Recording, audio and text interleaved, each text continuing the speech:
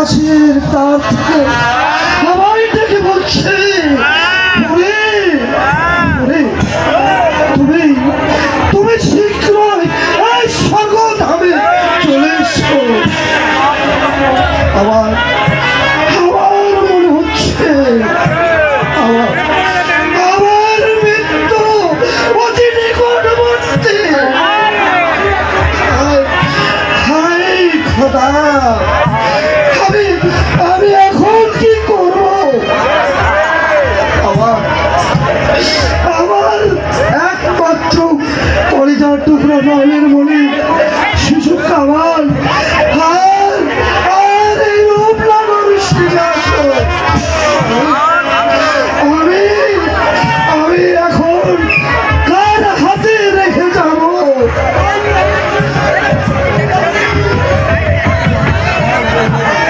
কোথায় প্রহরী?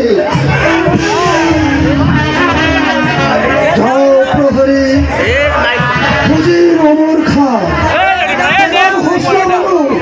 এবং আমার শিশুপুত্র কামালকে বাজারে পাঠিয়ে দেয়।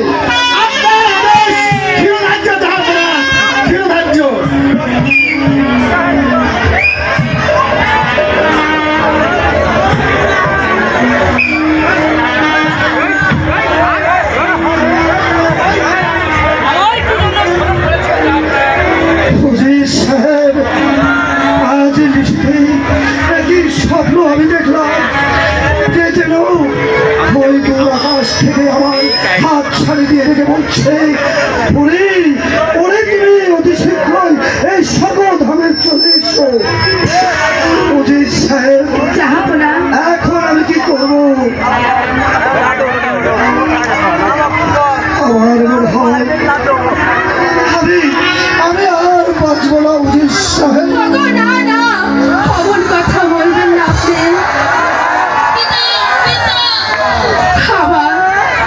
আমার একমাত্র কলিজার টুকরো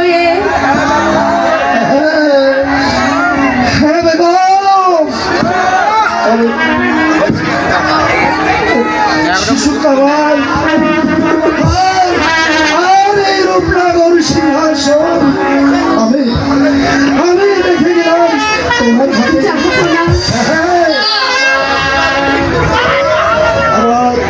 এই রূপনগরের হিন্দু মুসলমান গরিব দুঃখী প্রজাগণ সবাই ওরা ভাই ভাই, আর আপনারা শুধু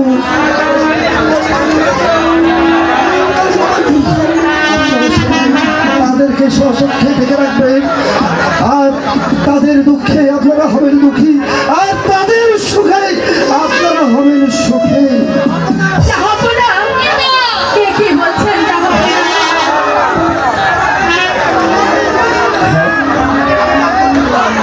আমি যে আর ধৈর্য ধরে থাকতে পারছি না জাহাপনা। আমি জানি না এত অল্প বয়সে আমাকে বিধবা হতে হবে। আমি কখনো ভাবিনি জাহাপনা,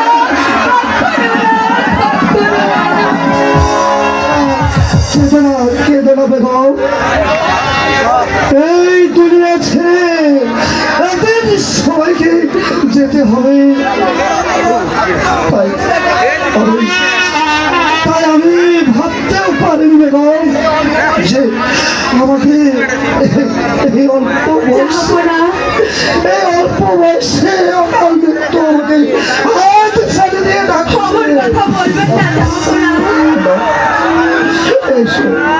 এসো বাবা কামাল।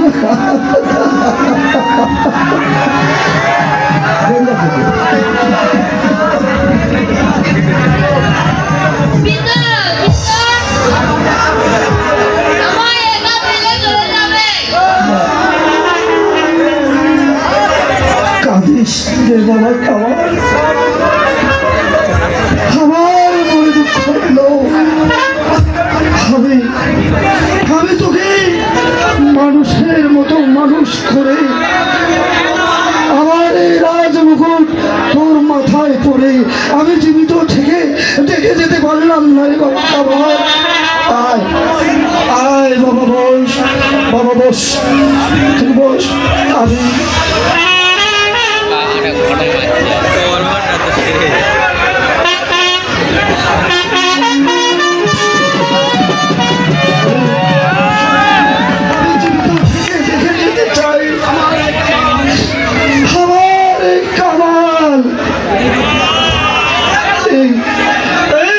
নগর সিংহাসনে বসেছে।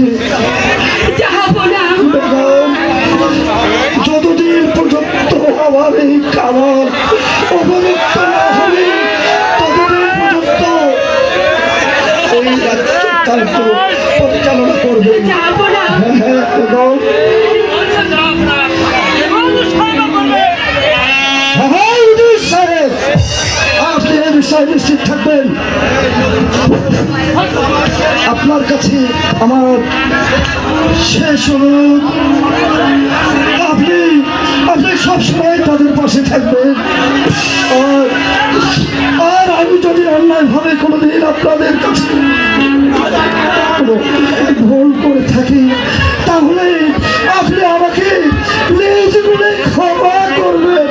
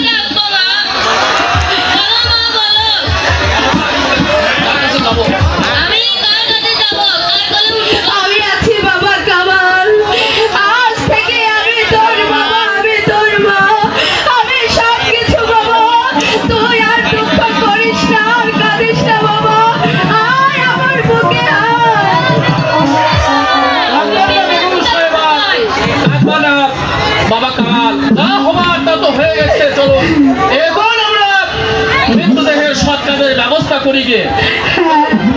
তাই চলো, তাই চলো, চলো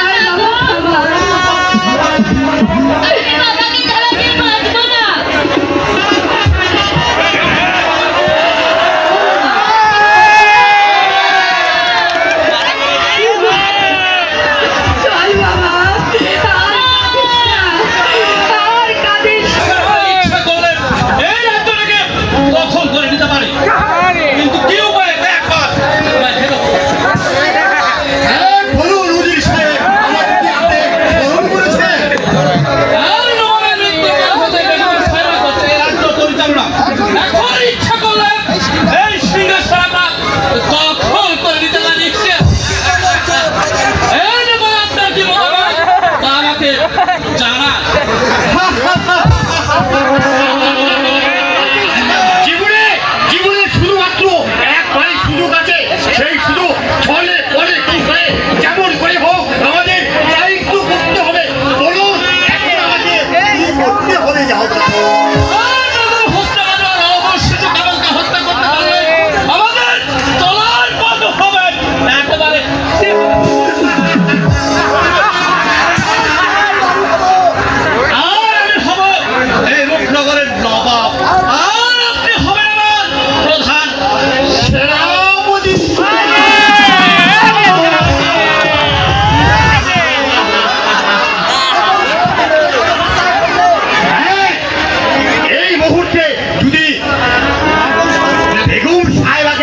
করা হয় তাহলে এই রাজ্যের মধ্যে একটা গোলযোগ সৃষ্টি হয়ে যাবে।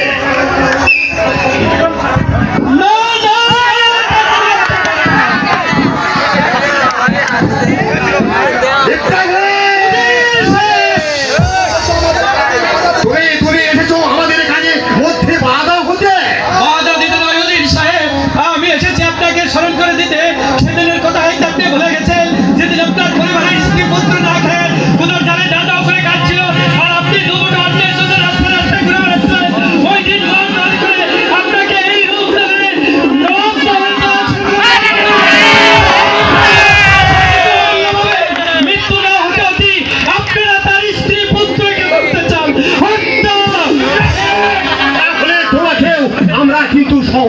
তারপর যেমন করে হোক দুনিয়া থেকে তোমাকে চিরদিনের জন্য বিদায় দিতে হবে। আর বেশ, তাই চলে যাচ্ছি।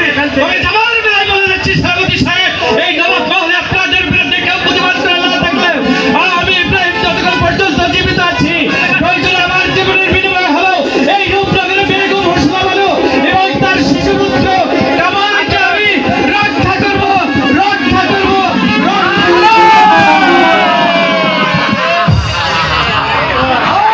বেশ, তুমি অপ্রস্তুত থাকো। হ্যাঁ, এখন বেশি বাড়াবাড়ি খাচ্ছ, আমাকে হাতের মুঠোর মধ্যে নিয়ে আসতে হবে, যেমন করে হোক ছলে বলে